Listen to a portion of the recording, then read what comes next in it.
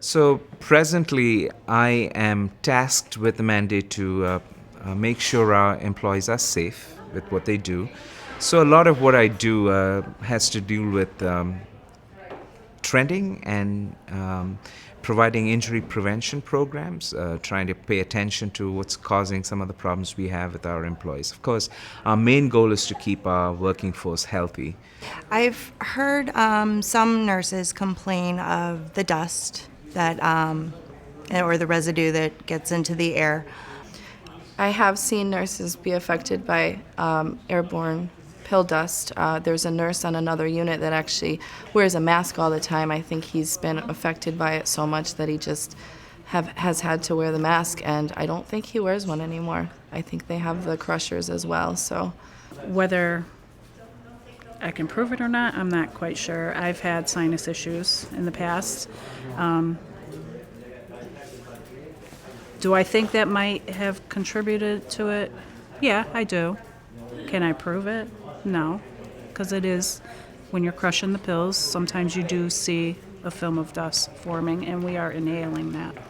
I've had continuous sinus infections back to back over the years. I did go for surgery and have my sinuses opened up. I did have some polyps removed.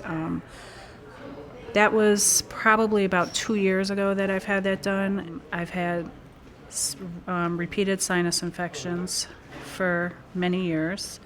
Had surgery about 2 years ago from it.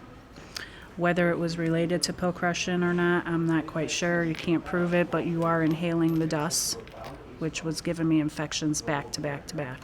Then they implemented a different type of crusher. It was completely metal, very noisy. And when you brought it down, it made a lot of noise, and there was a lot of dust that would fly into the air from pills being crushed. I have personally tasted the powder in the air.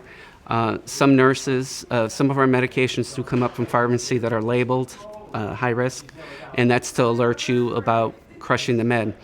When that is done, at that time you're supposed to put a mask on, crush the med, which slows you down. With the SafeCrush, that situation has been alleviated because it's an enclosed system. Once the medication is between the two cups and inserted and it's activated, all that dust is retained inside, so it's not airborne, so you're not inhaling it. So that's a nice feature of the SafeCrush.